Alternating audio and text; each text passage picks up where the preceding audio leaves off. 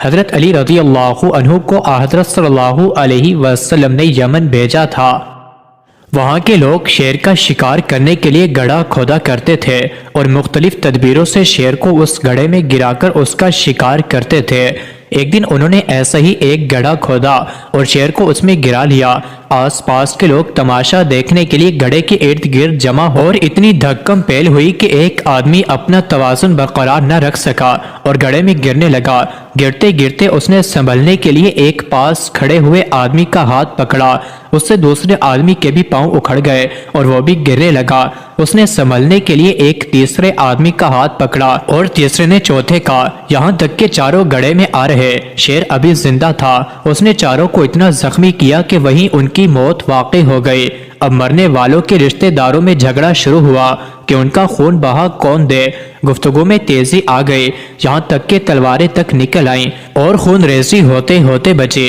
حضرت علی رضی اللہ عنہ نے یہ فیصلہ فرمایا کہ ان چاروں کی دید خون بہا گڑھا کھودنے والے پر ہے، لیکن اس ترتیب سے کہ پہلے کو چوتھائی دید، دوسرے کو تہائی دید، تیسرے کو آدھی دید اور چوتھے کو پوری دید ملے گی۔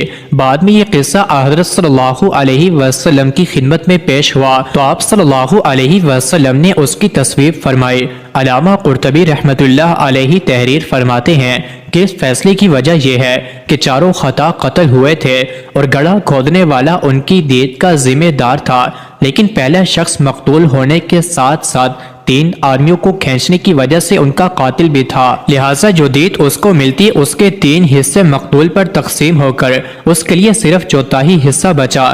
اسی طرح دوسرا شخص 2 آدمیوں کا قاتل ہے، اس لیے اس کی دید کے 2/3 حصے اس کے 2 مقتولوں کو اور 1 حصہ خود اس کو ملے گا۔ تیسرا شخص 1 آدمی کا قاتل تھا، اس کے لیے آدھی دید اس کے مقتول کی اور آدھی دید خود اس کی ہوگی، اور چوتھے نے کسی کو نہیں کھینچا، اس لیے اسے پوری دید ملے گی۔ حضرت عمر بن عبدالعزیز رحمۃ اللہ علیہ کے زمانہ خلافت میں جب مسلمانوں نے سمرقند فتح کر لیا اور مسلمان وہاں بس گئے اور اپنے گھر بنا لیے اور ایک عرصہ گزر گیا تو سمرقند والوں کو معلوم ہوا کہ مسلمانوں نے اپنے نبی صلی اللہ علیہ وآلہ وسلم کی سنت کے خلاف ہمارے ملک کو فتح کر لیا ہے، یعنی یہ کہ سب سے پہلے اسلام کی دعوت دیں، پھر جزیہ کی پیشکش کریں اور اگر وہ بھی منظور نہ ہو تو پھر مقابلہ کریں۔ لہٰذا انہوں نے حضرت عمر بن عبدالعزیز رحمۃ اللہ علیہ کی خدمت میں چند لوگوں کو روانہ کیا اور انہیں یہ بتایا کہ آپ کی فوج نے اپنے نبی صلی اللہ علیہ وآلہ وسلم کی اس سنت پر عمل کیے بغیر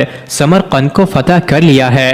حضرت عمر بن عبدالعزیز رحمۃ اللہ علیہ نے سمرقند کے قاضی کو حکم دیا کہ عدالت قائم کرو، پھر اگر یہ بات صحیح ثابت ہو جائے تو مسلمان فوجوں کو حکم دیں کہ سمرقند چھوڑ کر باہر کھڑے ہو جائیں، پھر اس سنت پر عمل کریں۔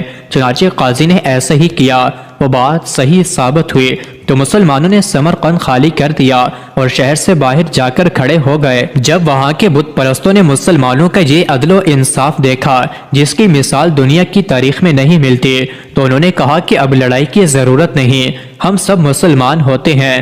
چنانچہ سارا کا سارا سمرقند مسلمان ہو گیا۔